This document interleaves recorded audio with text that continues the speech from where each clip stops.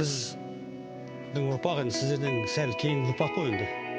Былай қарап отырсаңыз, біз де армияда болдық, әскери қатарында, әскери азаматтық борышымызды өтедік. Осы одан бері таяу уақыт өтіп кетті ғой енді бір. Сонда мен бір ылғи қазір ойлайтын бір жағдайым бар да. Жалпы сол кезде мысалы адамдар, мысалы ұлттар, мысалы үшін армия, әскери совет армиясының қатарында мына Орта Азиядан басқа Прибалтика, Кавказия, Закавказия, соңғы орыс, соңғы мына Украина, славян ұлттардың бәрі қатысты. Сонда мен бір қазір ойлап қарасам былай, сол кезде мысалы үшін бір адамдардың, халықтардың мінез құлқын білу үшін қазір мен онша көп сол әскердегі қатарда жүрген кездегі сол Прибалтийцы, латыштардың, литовстардың немесе өзбектердің немесе әзірбайжандардың, грузиндердің мінез құлқы қазір сол әскердегі көрген жағдайларым есіме оралады да. Енді мен мұны сөз бастамасым мынандай бір жағдай болды. Мен өзім былай кішкене былай дене құрылысым жағынан сүрінген мына әскерге дайындық жағынан осында болдым да. Бірақ соған қарамай танковый неге отдельный полк дегенге түстім. Жай ғана заряжающий. Сонда мынау 32 осколочный фугасный көтеру ол маған мүмкін емес еді шын айтқанда. Сонда мен бір өскеменнің екі жігіті, екеуі де жаңадан әскерден уже еліне қайтуға дембілдері болатын. Сонда мен таңғаламын, әлі күнге дейін ойымнан кетпейді. Сол бір 6 километр жерге жаңа көтеріп алып жаңа өзі біреуін. Сонда әскер өте адамды сынайтын жер ғой. Бауыржан Момышұлының сөзі бар. Соғыстың уақытында да, ұрыстың уақытында да бір көргеннен кейін танисың. Негізінде әскер соғыс үшін дайындалады ғой, елді қорғау үшін. Ал былайша бейбітшілік уақытында бір күннің ішінде тану қиын. Ал бірақ дегенмен көрінеді, жаңа өзіңіз айтып кеттіңіз. 32 килограмм снарядты көтеру маған онша оңай емес еді. Ана кісі көмектесіп көрсетті деп. Содан кейін менің ойымша, сізді көрмесем де ойлаймын, намыстандыңыз ғой. Иә. Намыстандыңыз. Ана кісі көтеріп бәленбай километр жерге жүргенде мен неге апармаймын? Сосын адамның өзінің мінез, психологиясы бәрін дайындап шыққаннан кейін адам әскердің ауылын көтеріп жүре береді. Ал соның ішінде айтатыным, мен өзім әскер қатарында 35 жыл сапта тұрдым. Курсанттан бастап, полковник чиніне дейін жетіп, 88 жылы запасқа шықтым. Ал бірақ осы уақытқа дейін міне көресіз, ағаңыз военный формамен жүреді. Өйткені курсанттардың алдында лекция оқығанда, болмаса басқа жерлерде кездескен уақытта. Өйткені бұл форманы тек қана форма үшін барған жоқпыз. Әскеріміз ол уақытта отан қорғауға көп еңбек жасады ғой. Совет армиясы одан күшті армия болған жоқ. Тарихта белгілі. Соның ішінде айтайын деген, сол 35 жылдың ішінде жаңағы әжептәуір халықтардың өкілдері туралы айтып кеттіңіз. Мен мақтаныш қылып айтатыным, біздің қазақ жігіттері өте намысшыл. Қазақ жігіттері өте таза. Қазақ жігіттері әскери борышын әдемі қызмет жасап, еліне қайтқандарын мен куәмін. Расында да кейбір жігіттер кішкене нәзіктеу болып келеді. Ал дегенмен шамалы уақыттың ішінде нересін шынықтырып, мен ана украинстан, болмаса орыстың баласынан, болмаса латыштар ол уақытта күштеді. Олардан қалмауым керек деген жігерменен қызметін жақсарып кетті. Соған байланысты менің ойым, кейін жаңа заряжающий болдым деп отырсыз. Жаман заряжающий болмаған шығарсыз. Наводчик болдым, сол көтерілмей. Сол атқыш болдым ғой. Бірақ ол аса үлкен лауазым емес. Тарихқа қарасақ, қай ел, қай мемлекет, әскер ұстаған мемлекет, елді қорғау, жерді қорғау мәселесі. Осыған байланысты әскерде жүрген адамдарға өзінің азаматтық борыш туралы, соғыс қауіптің бар екенін, елді қорғауға дайын болу керек екенін көп айтылады. Енді әрине оның ішінде сіздің журналист азаматтарыңыз кейде орыстар айтады, утрировать деп. Ондай да бар. Онан да өткенбіз, көргенбіз. Ал негізінде жалпы сөз бар ғой. Сақтансаң, сақтанам деген сөз бар. Сақтансаң сақтаймын дейді. Иә, сақтансаң, сақтаймын дейді. Ал бұл ел қорғау мәселесіне осы сөздің өзінің мағынасы жауап дейді. Ким Серікбаев, Қызыл армия полковнигі, профессор, әскери ғылымның кандидаты. Ким Серікбаев 1934 жылы Ақтөбе облысы Көптоғай ауылында дүниеге келген. 1956 жылы Уфадағы атқыштар әскери училищесін бітіргеннен кейін 3 жыл аға лейтенант болып Чукоткода әскери қызметін атқарған. 1969-73 жылдар аралығында Мәскеу әскери академиясында тактикадан дәріс берген. 1988-92 жылдары Бауыржан Момышұлы атындағы республикалық мектеп-интернатты басқарған. 1992 жылы Қазақстан Республикасының мемлекеттік қорғаныс комитеті төрағасының кеңесшісі, министрлер кабинеті мен президент аппаратында қорғаныс бөлімінің меңгерушісі болған. 35 жыл әскери міндетін адал атқарған Ким Серікбаев Қазақстан Республикасы қарулы күшінің құрылуы мен қалыптасуына көп еңбек сіңірген қайраткер. Ол 1999 жылдан бері Қазақстан Республикасының қорғаныс министрлігінде бас ғылыми сарапшы.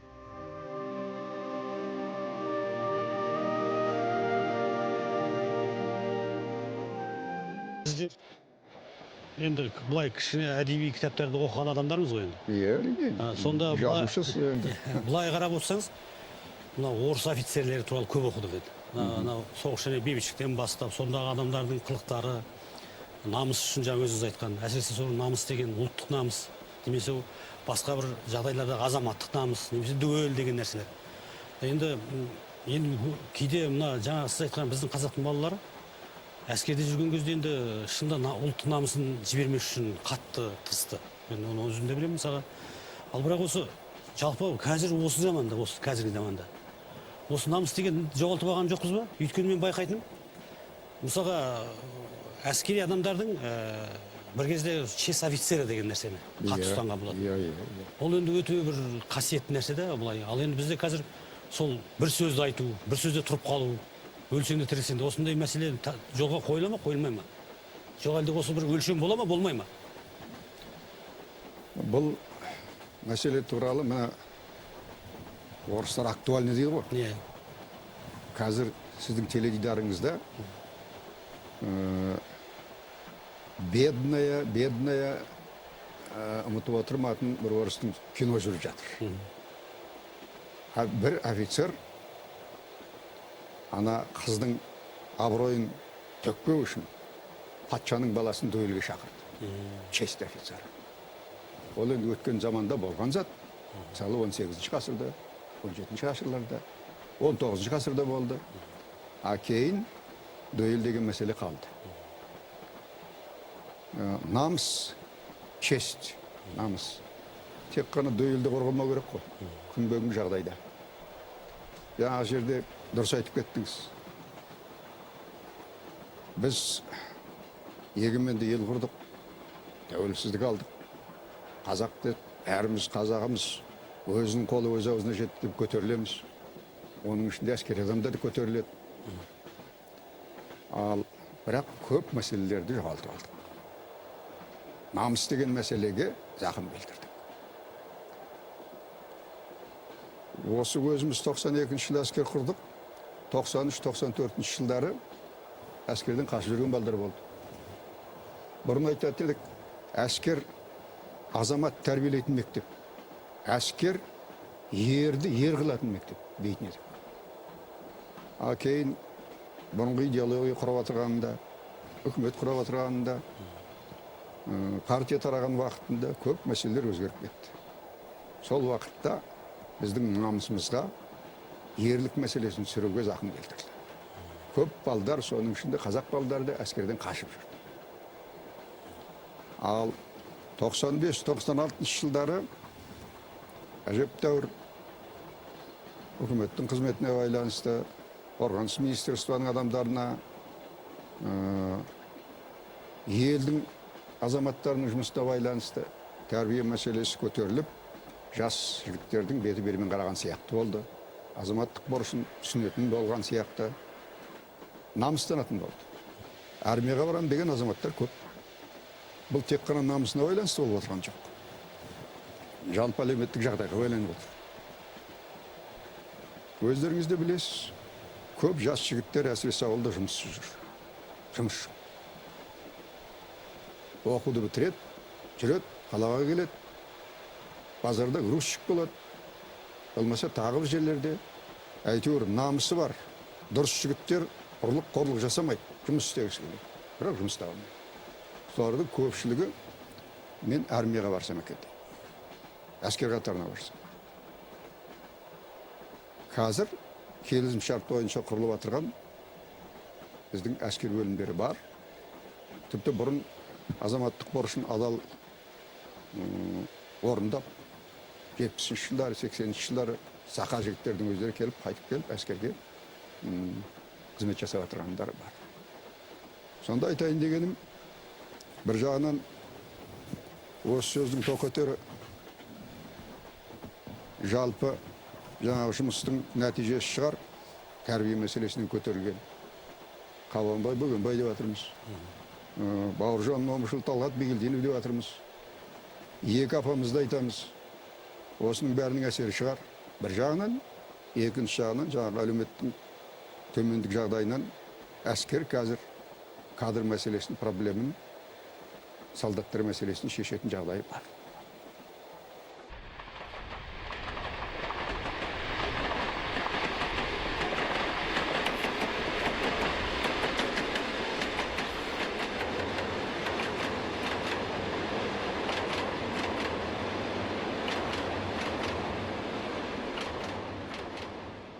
Кейде бір газеттерден оқығанда, мына СНГ дейді ғой, тмд елдерінің ішінде.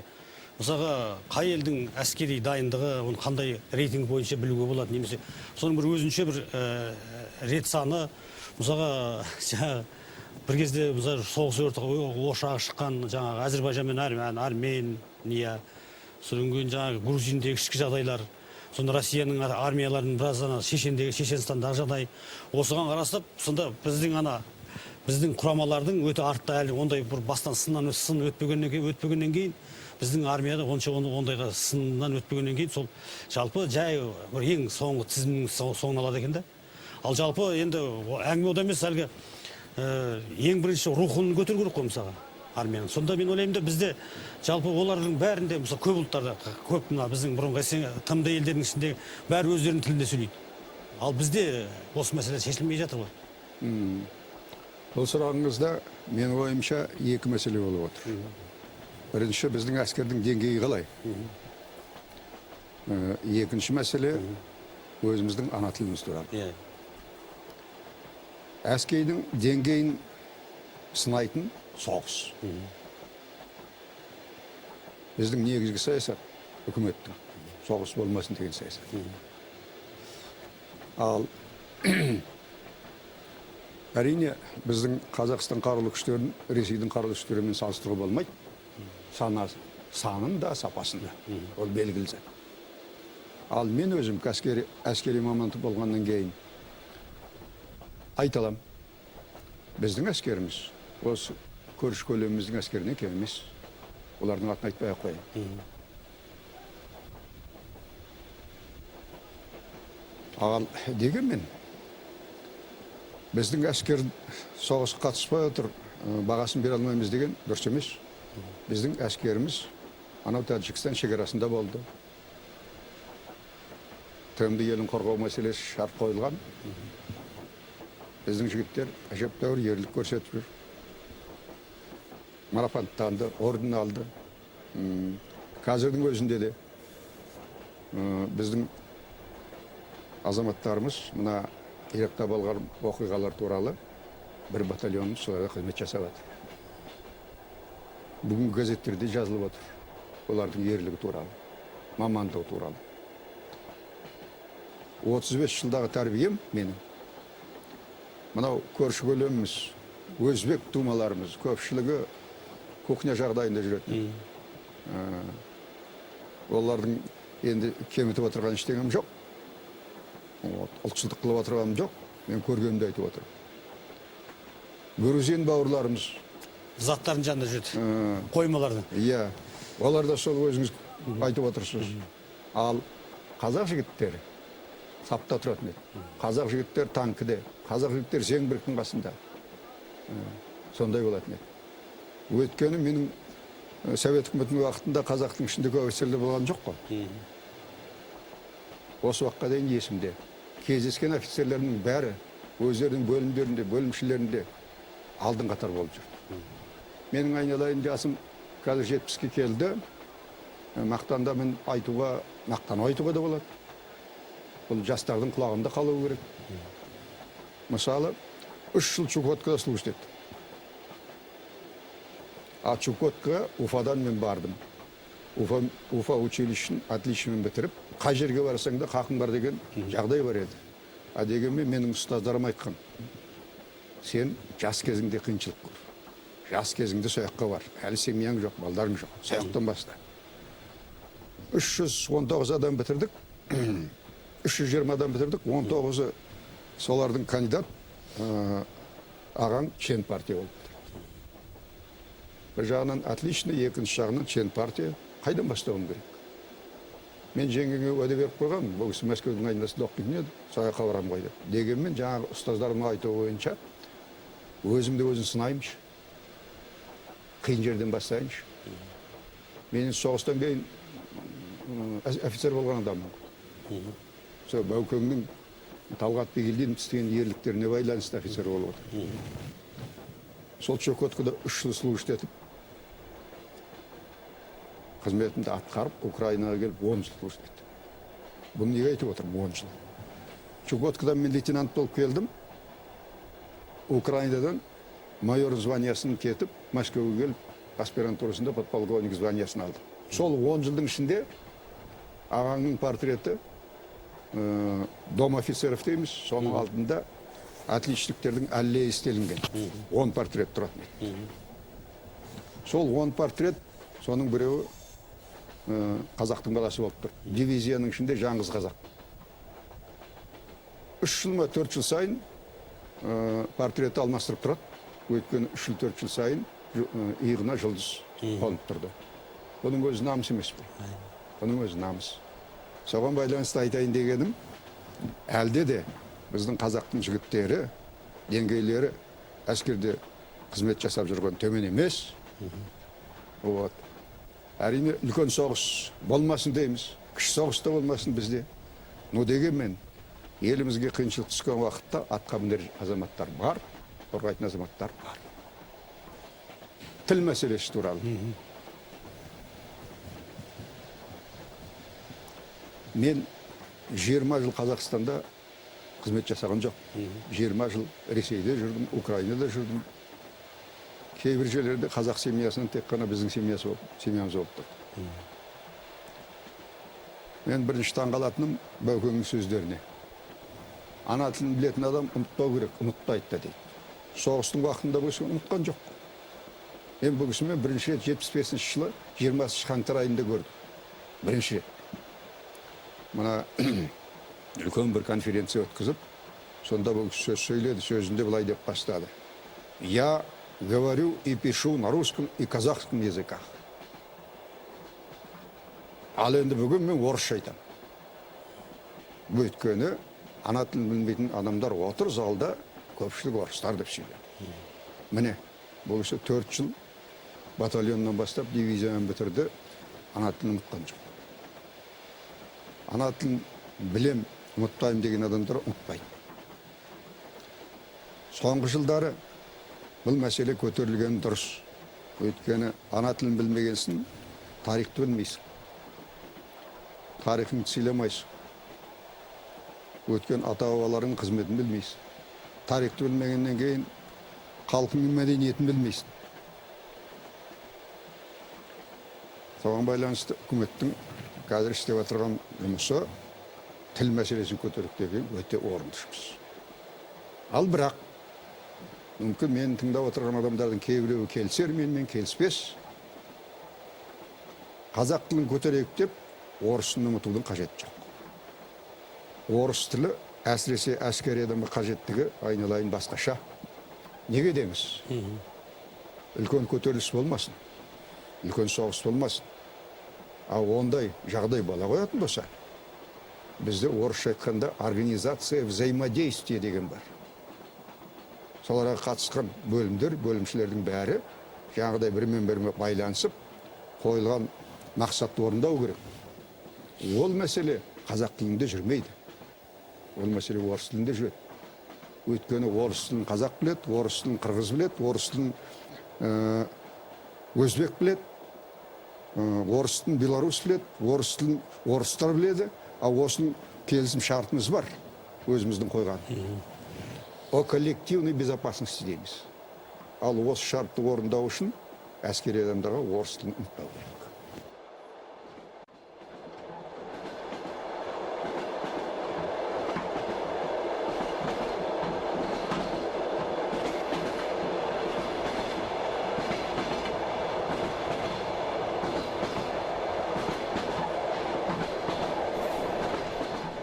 Сіз жаңа бірінші рет Бауыржан Момышұлын көрдім деп айтасыз. Бауыржан Момышұлының жаңағы бір тактикалар қолданған отан соғысы кезіндегі бір ромбик па, сондай бір нәрсені қолданды дейді. Енді біз қайдан білейік енді. Бұлай орысша айтқанда сугубо штатский адамбыз ғой. Сонда бұлай ойлап қарасаңыз, осы Бауыржан Момышұлын бүкіл дүние жүзі мойындайды дейді. Жалпы соғыс өнері дейді. Соғыс өнері дей ме, өнер дей ме? Соғыс әдісі, соғыс өнері. Сол әдісте бұл кісінің алып келген жаңалығы, және жалпы бұл бізде ғана айтылады, басқа жерде айтылмай ма, айтыла ма? Момышұлының. Менің есту ойымша, Баукең туралы бұл кісінің беделі, бұл кісінің істеген еңбегі, соғыс уақытында әскери қолбасшылық қызметі тек мына біздің елде емес, басқа жерлерде айтылады. Мысалы, Ресейде айтылады. Осы Мәскеуді қорған 60 жылына байланысты бір нағы жылы үлкен бір той мереке өтіп кетті. Мен есту ойымша, Мәскеудің өзінде Баукеңнің аты туралы көше бар. Соларға ол кісінің бейнесін қояды деген қаулы шыққан бар. Ол кісінің көшесі бар ма Мәскеуде? Көшесі бар деп айтып кетті жігіттер. Оған қатысқан жігіттер фамилияларын білемін. Сосын Баукеңнің бейнесін қояды деген Лужков қорытынды шықты деген әңгіме бар. Біздің өзімізде де 92 жылы осы пікір айтылып еді.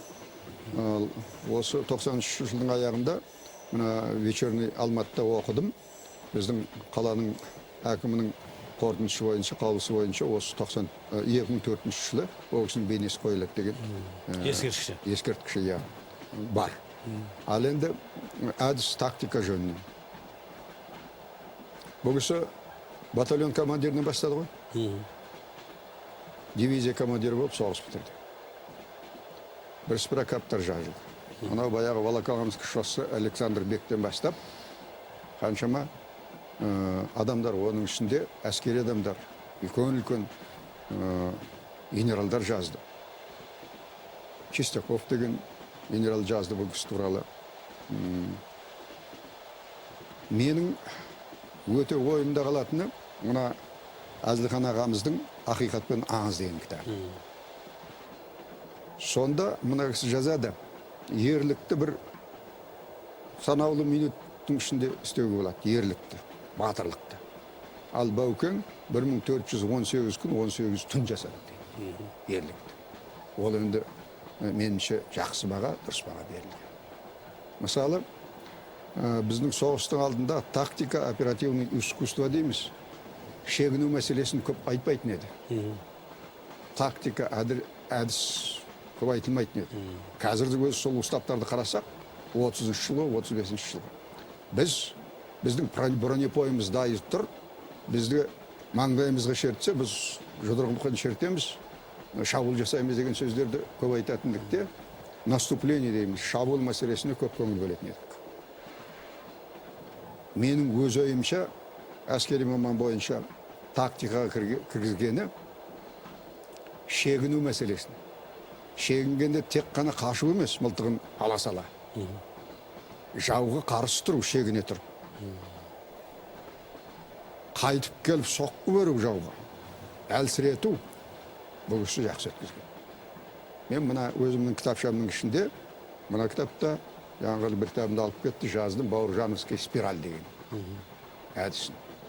Бұл шегініп барып, орман жерлерден барып, қапелім арасында шығып келе жатырған колонналарға соққы беріп, қайтадан кетіп қалып, паника дейміз ғой, сондайды Үрей. Иә. Үрей туғызу. Иә. Мына полковник Серебряков деген азамат, кейін Панфиловтан кейін сол 8-ші дивизияны қолбасшысы болған. Былай деп жазады. Бауыржан Момышұлы 5 рет шегінгенде Панфилов оны нағыз қиын жерге жіберіп тұрды. Ана дивизияның негізгі әскери бөлімдері шегінетті, Баукең батальонымен қалады. Арьергард дейді оны. Арьергард деген мәселе бұл жауға берілді деген сөз. Сонда Баукең 5 рет қалғанында 5 рет аман сау өзі батальонын шығартқан адам. Әрине шығын болды. Соғыс болғаннан кейін шығын болмай ма? Дегенмен жаңа Серебряковтың жазуы бойынша мен өз көзіммен оқыдым. Батальонын техникасын, қару-жарағын алып шығып, қайтадан соғысқа дайындалуға жағдай болды деген сөздерді өз көзіммен оқыдым. Баукең тек қана қорғаныс шегіну мәселесінен емес, шабуыл мәселесінде де еңбегін көп сіңірді. Әсіресе кейін полк командирі болғаннан кейін, дивизия командирі болғаннан кейін. Мына біздің соғыстың алдында теория глубокого наступательного боя дейді. Наступательная операция.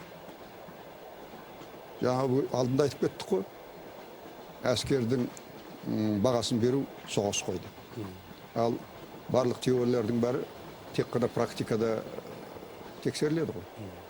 Осы теорияны практика ендіру мәселесіне еңбек еткен командир полк, командир дивизиялардың көпшілігінің ішінде біздің Баукеңнің аты аталып тұрады. Менің есту бойымша Баукеңнің осы еңбегін соғыс уақытында қолбасшылық мамандығын Кубада жақсы айтылады деп естідім. Өйткені Баукең оларда болып кетті өзі. Фидель Кастро қарсы алып, әжептәуір құрметтеген дегенде естідім. Бірсыпыра жігіттердің айтуы бойынша Израильда Баукеңнің осы еңбектерін оқиды дегенде естідім. Ал қазірдің өзінде де біздің өзіміздің әскери адамдарға Баукеңнің әскери қолбасшылық қызмет туралы, ол кісінің асыл сөздері туралы әңгімені көтеріп сөйтіп жатырмыз.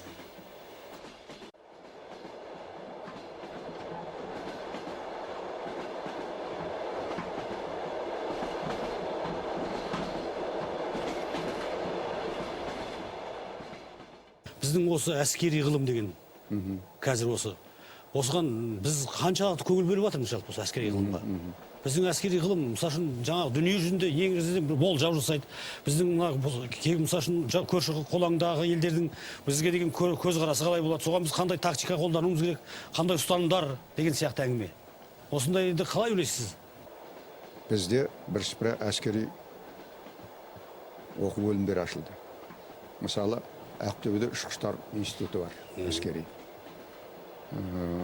Ақтауда теңіз офицерлерін дайындайтын институт ашылды.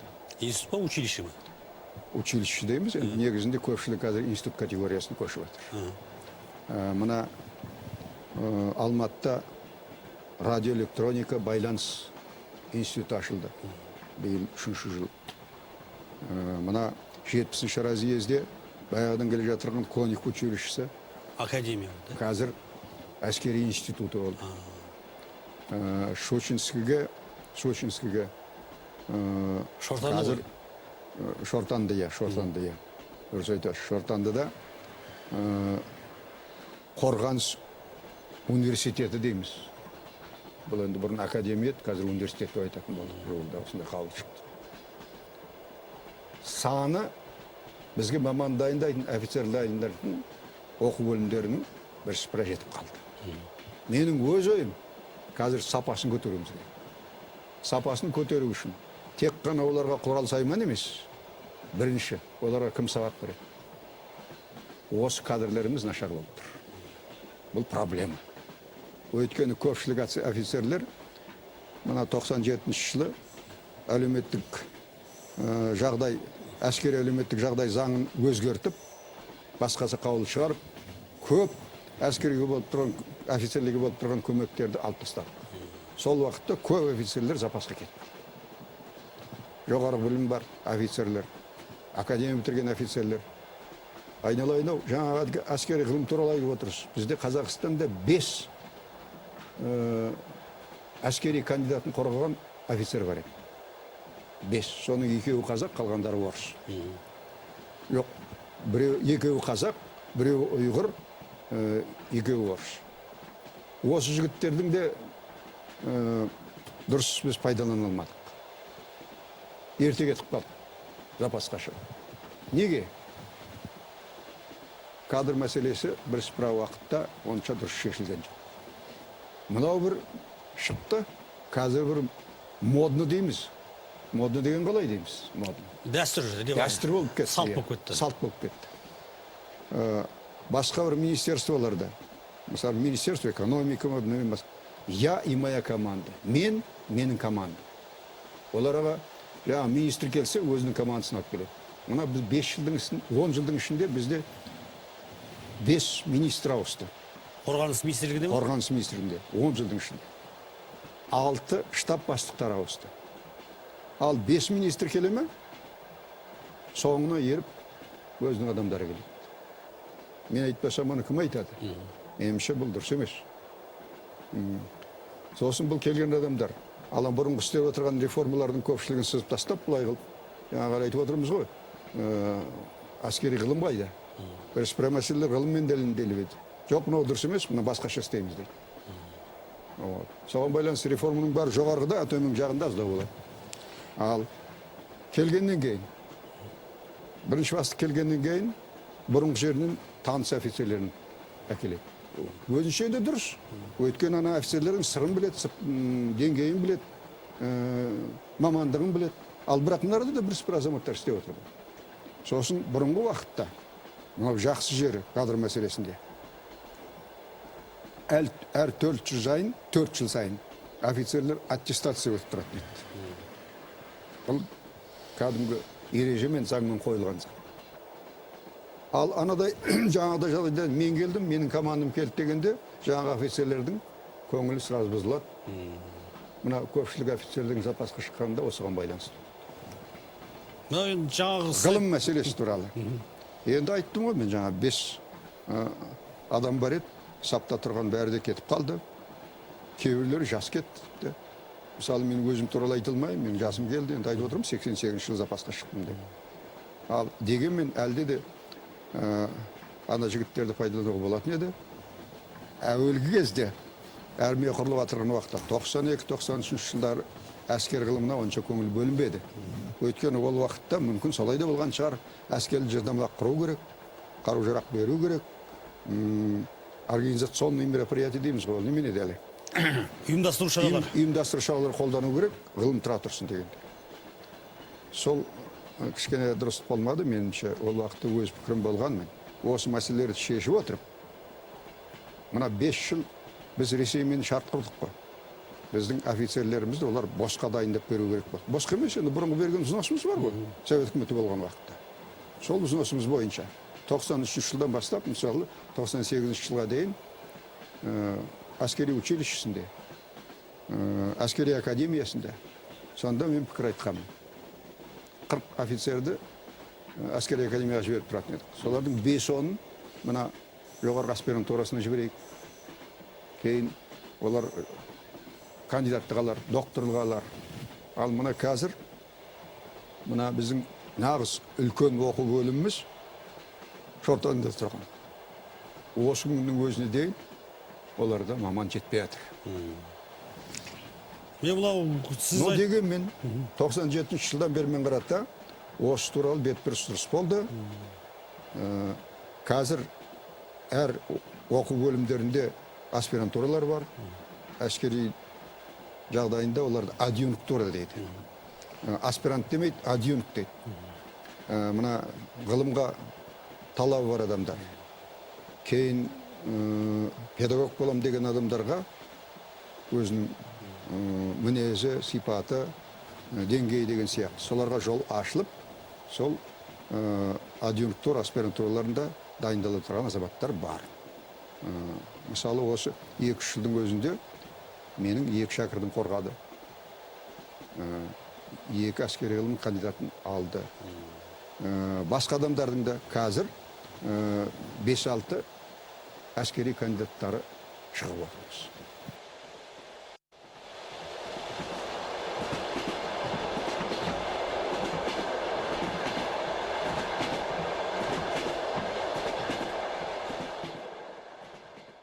Жалпы кейбір халықтардың тарихында, мысалы үшін өзіміздің туысқан түрік халқы. Анау өзінің жерін қорғаған үшін талай қияметтен өтті. Талай батырлық жасады. Оны енді мойындау керек қой. Ал енді осы қарап отырсаңыз, солардың соғыс өнері, солардың ұстанымы, әдісі. Осы сіздердің мысалы үшін академияда оқытыла ма? Қазір соғыс өнері не алып келді сонда бізге қазір? Біз нені қорытынды жасауымыз керек? Мана айтып кеттік. Әскери ғылымның қандай алдында міндет бар? Әскери ғылымның міндеті өткен тарихта болған соғыстарды зерттеп, оның қай әдістерін қазір біз пайдаланамыз. Бізге керек. Иракта болған мәселе. Ал оның алдында есіңізде бар Бури пустынь деген болып кетті. Әкесі жасады. Үлкен Буш. Әкесі жасады, дұрыс айтасыз. Соларды. Одан кейін ағылшындар өткізді, есіңізде бар шығар. Маргарет Тэтчердің вақытында. Осылардың бәрін жалпы. Ана Фолклендский недегі ма? Фолклендский, Мальвинский. Мальвинский. Острова дедік қой енді. Соның бәрін қарап, зерттеп, жақсы деп көрсетіп, керек емесін алып тастап отыруымыз керек. Сонда біз тіпті тек қана ол емес. Мына көршімізде болған оқиғалар болды ғой. Өзбекстанда болды. Қырғызстанның Ош облыстарында болды. Оны да зерттеп, қорытынды шығару әскери ғылымның міндеті, ол істеліп те жатыр. Жауаптың істеліп те жатыр. Біздің журналдарымызда, біздің бюллетендерімізде, информационный бюллетень дейміз, соларда жазылып. Сосын мына қазіргі жаттығуға ереже есебінде жылдам жазылып, не қолдану керек. Соның бәрін жазып беріп отырған жағдай бар. Бұл бір. Екінші, осыған байланысты айтатыным,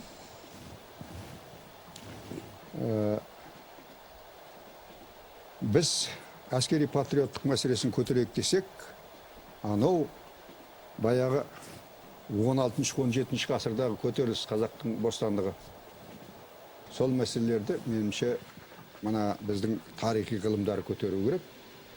Қабанбай Бөгенбайды тек қана суретінде әдемі көрмеуіміз керек. Ол кісілердің істеген тактикалық әдістерін онда үйренуіміз керек. Бұл патриоттық. Ол кісілердің істеген әдісін, тактикасын қазір қолданылып жатырмыз. Өйткені ол басқа жаман болды. Басқа қару-жарақ болды, атты әскері болды. Ал дегенмен патриоттық мәселесіне оны көтеруіміз керек. Неге кейде ойлайсыз ғой, олар да өз заманның алдыңғы қатарлы адам болды ғой? Әрине. Соғыс өнерінде. Әрине. Соғыс өнерінде алдың қатарлы үлкен әскери қолбасшылар болды. Соған байланысты. Мен айтайын дегенім сізге. Мына училищеде оқыдым, академияда оқыдым, аспирантурада қайтып келіп тағы да. Біз мына Куликовская битва. Соны оқыдыңыздар ғой? Невская, Александр Невский, 1241 жылдарға. Соның бәрін 5 саусақтай білетін едік та, өзіміздің тарихымызды осы уақытқа дейін аңыз есебінде. Міне ғылымның екінші жауапты қызметі меніңше осы деймін. Бірінші қазіргі болған соғыс, қазіргі болып отырған оқиғалардың бәрін зерттеп, қайталап айтып отырмын, зерттеп, соның бізге қолданатын бола ма, қолдануға болмай ма. Сол, екінші жағы өткен ғасырдағы еліміз үшін, жеріміз үшін ерлік жасаған ата-бабамыздың ерлігін көрсетіп, олардың тактикасында, олардың әдіс саясатында көтеруіміз керек. Оны пайдаланбасақ та, бұл патриоттық мәселесі.